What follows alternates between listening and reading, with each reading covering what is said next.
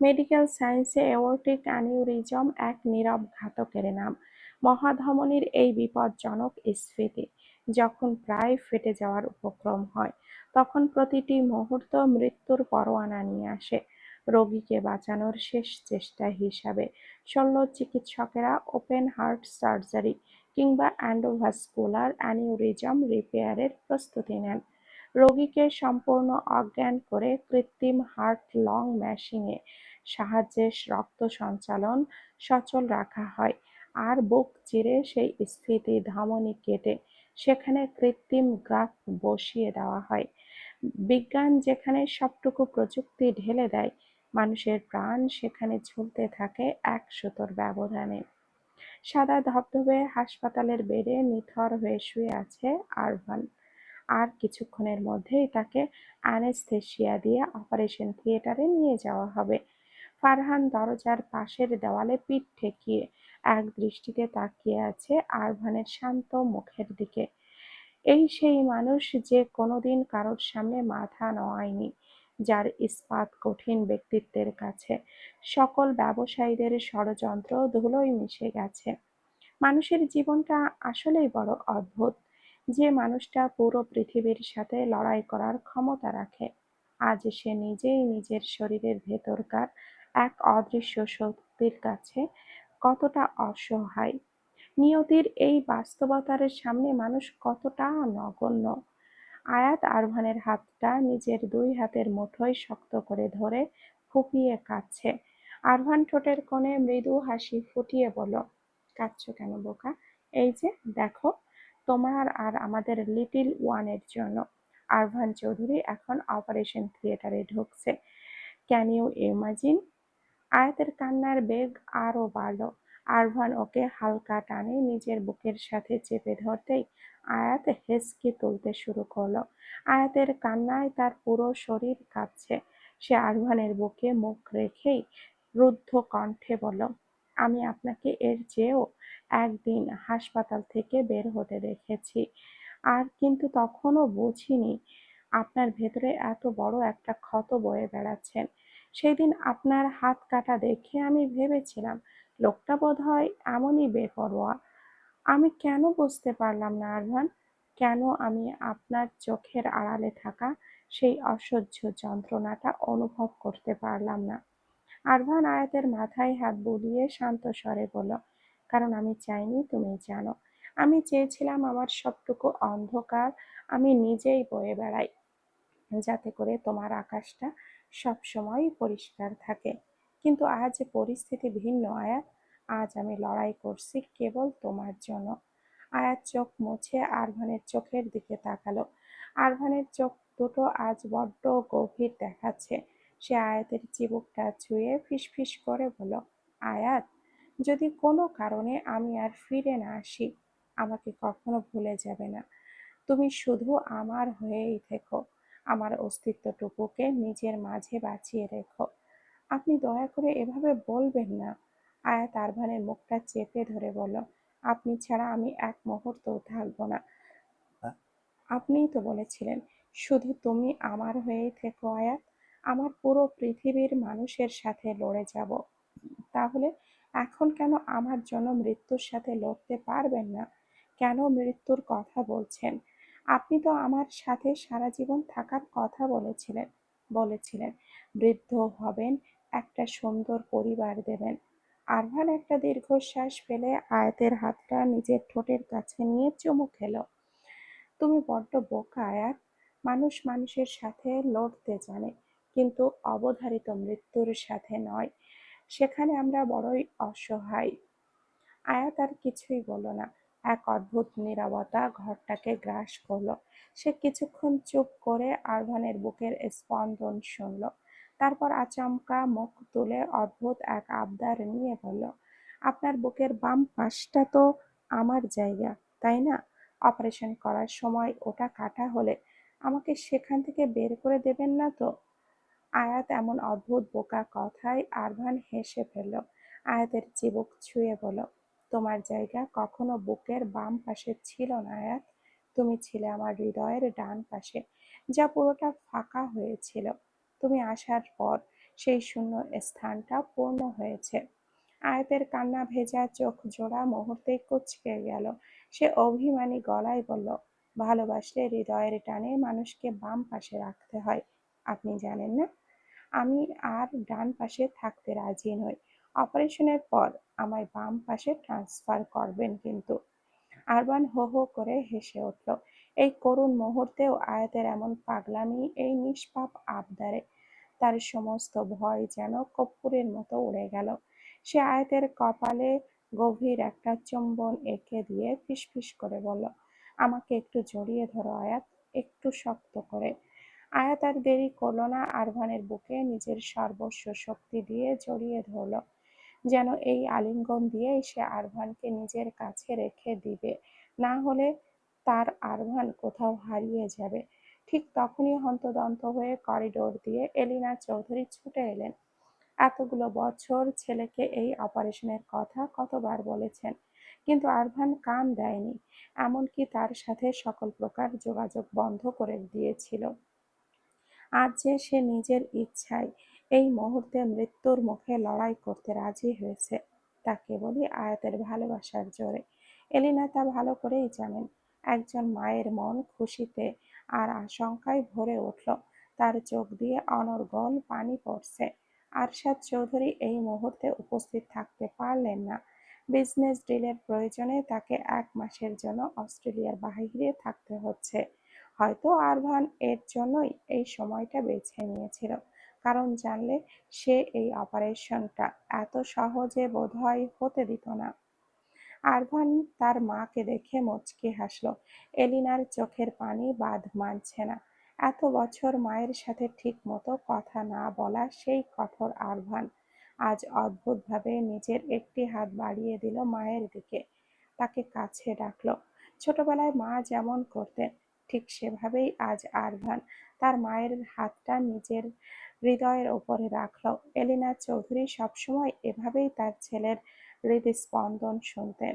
আজও তার হাত রাখতেই তিনি বুঝতে পারলেন তার ছেলের হৃৎপিণ্ডটা আজ কেবলই বাঁচার জন্য নয়, বরং তার ভালোবাসার আমানতকে রক্ষা করার জন্য তীব্র বেগে স্পন্দিত হচ্ছে।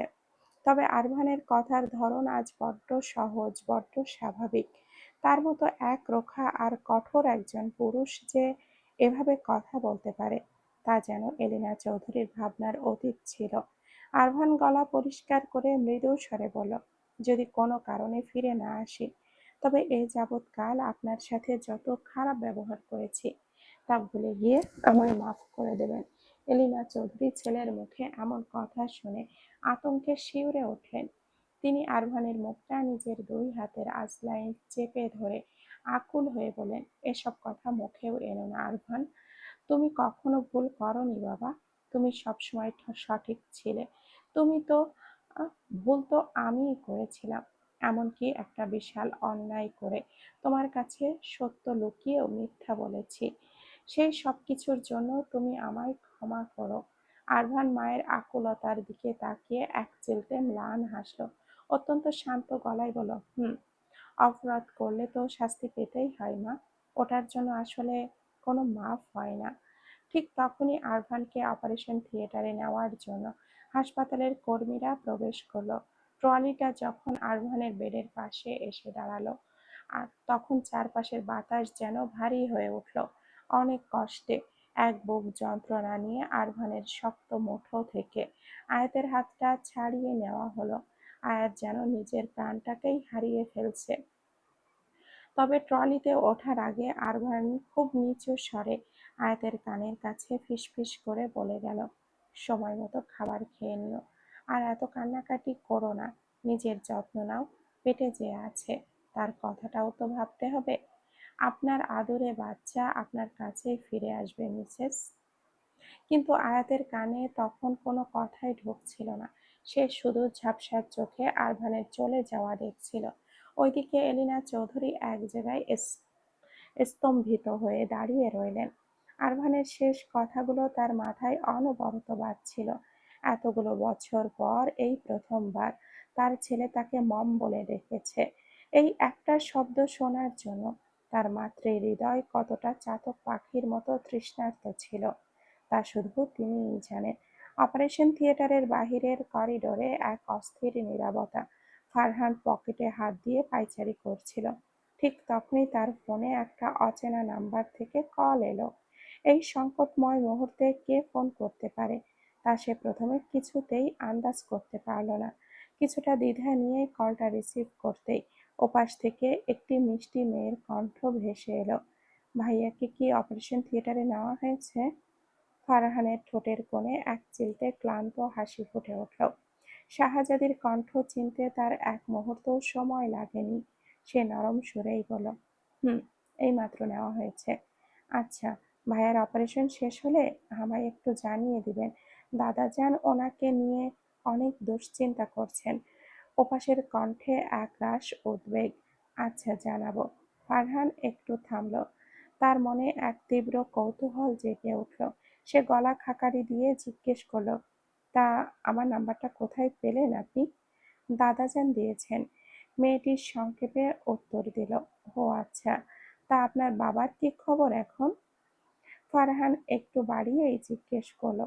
ওপাশ থেকে মেয়েটির কণ্ঠস্বর মুহূর্তেই শক্ত হয়ে গেল। সে বেশ ঝাঁঝালো গলায় বলল, আপনার যদি এতই জানার ইচ্ছে থাকে তবে এখানে এসে নিজেই তাদের দেখে যান। প্রয়োজনে তাদের সাথে করে নিয়ে যান। কথাটা বলেই মেয়েটি আর এক মুহূর্ত অপেক্ষা না করে খট করে ফোনটা কেটে দিল। ফারহান ফোনের স্ক্রিনের দিকে তাকিয়ে খানিকটা থতমত খেয়ে গেল। পরেক্ষণে মৃদু হাসল। এই মেয়ের রাগ সবসময় নাকের ডগায় চড়ে থাকে। ওটির বাহিরে প্রতিটি সেকেন্ড যেন এক একটি যুগের মতো কাটছিল। জায়নামাজে বসে অবিরত মোনাজাতের হাত বাড়িয়ে চোখের পানিতে বুক ভাসালো সে। এলিনা চৌধুরী কয়েকবার এগিয়ে এসেছিলেন আয়াতকে সান্ত্বনা দিতে, তাকে একটু ছুঁয়ে দিতে, কিন্তু আয়াত তাকে কঠোরভাবে এড়িয়ে গেছে, নিজের কাছেও ঘেঁষতে দেয়নি। কেন যেন আরভানের মা বাবা উভয়ের প্রতি এক তীব্র ক্ষোভ কাজ করছে আয়াতের মনে। আর এমনটা হওয়াটাই স্বাভাবিক। কেমন বাবা মা এরা, যাদের নোংরা অতীত আর কর্মফলের জন্য আজ তার নিষ্পাপ স্বামীকে নিজ জীবনের এমন চরম ঝুঁকিতে পড়তে হলো। ফারহান বেশ কয়েকবার খাবার নিয়ে এসে অনুনয় বিনয় করলো, কিন্তু আয়াত এক ফোঁটাও পানিও মুখে তুলল না। পাথরের মতো স্তব্ধ হয়ে বসে রইল। কয়েক ঘন্টায় দীর্ঘ জটিল অপারেশন শেষে অবশেষে ওটির লাল বাতিটা নিভে গেল। ক্লান্ত মুখে ডাক্তার বের হয়ে এলেন। আরভানের অবস্থা তখন পুরোপুরি আশঙ্কামুক্ত নয়। জটিল সার্জারির পর রোগীর জ্ঞান ফিরতে বেশ কিছুটা সময় লাগে। ঘন্টার পর ঘন্টা কেটে গেল নিবিড় পর্যবেক্ষণে। অবশেষে যখন আরভানের শরীরে একটু সাড় এলো, তখন নিয়ম মাফিক আইসিইউর বিশেষ স্টেরাইল গাউন ও মাস্ক পরে আয়াতকে ভেতরে যাওয়ার অনুমতি দেওয়া হলো। ভেতরে ঢুকে আরভানের ফ্যাকাশে মুখের দিকে তাকিয়ে আয়াতের বুকটা মোচড় দিয়ে উঠল। আরভানের কাছে গিয়ে তার হাতটা ধরতেই আয়াতের চোখ ভেঙে জল এলো। আরভান ধীর গতিতে চোখ মেলল। কথা বলার মতো বিন্দুমাত্র শক্তি তার শরীরে নেই। আবেশ অবশ ভাবটা তখনও কাটেনি। শুধু অর্ধধমিলিত চোখ জোড়া দিয়ে সে আয়াতকে দেখল। আয়াত আর নিজের কান্না ধরে রাখতে পারল না। তার চোখের জল আরভানের হাতের ওপরে টপ টপ করে পড়তে লাগলো। ঠিক তখনই ডিউটি নার্স এসে আয়াতকে বলল, প্লিজ ম্যাম, ওখানে ওনাকে একদম এখন উত্তেজিত করা যাবে না। আপনি এখনই বাইরে আসুন। নার্স তাকে এক প্রকার জোর করেই বাইরে বের করে দিল। এরপর ফারহান ও এলিনা চৌধুরীও একে একে ভেতরে গিয়ে আরভানকে দেখে এলেন। ধীরে ধীরে সমস্ত শারীরিক জটিলতা কাটিয়ে ওঠার পর আরভানকে নর্মাল কেবিনে শিফট করা হলো। আয়াত সার্বক্ষণিক ছায়ার মতো তার পাশে বসে রইল। আরভানের শরীর এখনো দুর্বল, তাই ডাক্তার তাকে বেশি কথা বলতে বারণ করেছেন। আরভান বিছানায় শুয়েই আয়াতের দিকে তাকিয়ে রইল। মেয়েটার চোখের নিচে কালি পড়ে গেছে, চেহারাটা পুরোপুরি বিধ্বস্ত। আরভান খুব নিচু স্বরেই বলল, অপারেশন থিয়েটারে ঢুকলাম আমি, অথচ আপনার চেহারা দেখে মনে হচ্ছে আইসিইউ থেকে মাত্রই আপনি বের হয়ে এলেন মিসেস। আয়াত চোখ রাঙিয়ে ধরা গলায় বলল, বাজে কথা বলবেন না একদম। আমার মনের ভেতর তখন কি ঝড় চলছিল তা কি আপনার জানা আছে? আরভান আলতো করে মাথা রাখলো। ঠিক তখনই ফারহান কেবিনে ঢুকে বলল, ব্রো, তোর এই বউ কিন্তু কাল থেকে মুখে একটা দানাও তোলেনি। এবার তুই একে শাসন কর। আরভানের চিবুক শক্ত হয়ে এলো। সে আয়াতের দিকে তাকিয়ে গম্ভীর গলায় বলল, মিথ্যা কথা বলবে না আয়াত। তুমি ভুলে যাচ্ছ কেন যে তোমার পেটে এখন আরেকটা প্রাণ বেড়ে উঠছে। নিজের জন্য না হোক, অন্তত ওর কথা ভেবে তো কিছু খেতে পারতে। আয়াত মুখ নামিয়ে অভিমানী সুরে বলল, আমার গলা দিয়ে কোনো খাবার নামছিল না।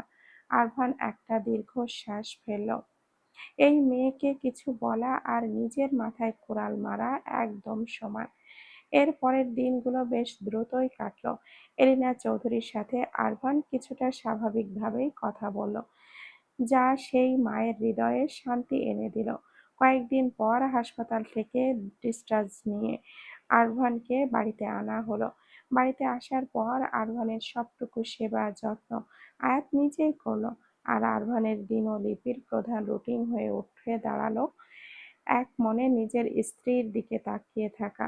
আয়াত কি কখনো ভেবেছিল যে একাকিত্ব আর অভিশপ্ত জীবন থেকে বাঁচতে সে একদিন মৃত্যুকে একমাত্র অস্ত্র ভেবেছিল? সেই জীবনেই একদিন বেঁচে থাকার চরম আকুতি নিয়ে আসবে দুটি প্রাণ, যাকে সে ডিভোর্স দিতে বাংলাদেশে গিয়েছিল। আজ সেই মেয়েটা তার পুরো পৃথিবী। তার পেটে আজ তাদের অনাগত সন্তান তার বেঁচে থাকার কারণ। একটু সুস্থ হতেই আরভান একটা প্রিয় অভ্যাস হয়ে দাঁড়ালো যেন। আয়াতকে নিজের পাশে বসিয়ে ঘন্টার পর ঘন্টা ওর পেটে কান পেতে রাখা। অনাগত সন্তানের প্রতিটা সূক্ষ্ম নড়াচড়া যেন নিজের অস্তিত্ব দিয়ে অনুভব করতে পারে। মাঝরাতে যখন আয়াত গভীর ঘুমে মগ্ন থাকে, আরভান তখন পরম মমতায় সেই পেটে অসংখ্য চুমু এঁকে দেয়। ফিসফিস করে প্রতিজ্ঞা করে বলে, সে এই পৃথিবীর শ্রেষ্ঠ বাবা হবে। নিজের জীবনের কোনো অন্ধকার বা বিষাক্ত ছায়া সে কখনোই তার সন্তানদের ওপরে পড়তে দেবে না। আরভান পুরোপুরি সুস্থ হয়ে উঠলে দাদাজানের সাথে দেখা করতে তারা আবারও বাংলাদেশে যায়। সেখানে মাত্রই 2 দিন থেকে সব আনুষ্ঠানিকতা শেষ করে শাহজাদিকে সাথে নিয়ে মেলবোর্নে ফিরে আসে। আর আয়াতের প্রেগন্যান্সির কারণে শাহজাদি ও ফারহানকে সাময়িকভাবে আরভানের বাড়িতেই রাখা হয়। বাংলাদেশের বিয়ের প্রথম রাতটা শাহজাদি যেভাবে সারা রাত নির্ঘুম কাটিয়েছিল, অস্ট্রেলিয়ায় এই নতুন পরিবেশে এসে প্রথম রাতে তারা দুজন কি করবে তা ভেবে পাচ্ছিল না।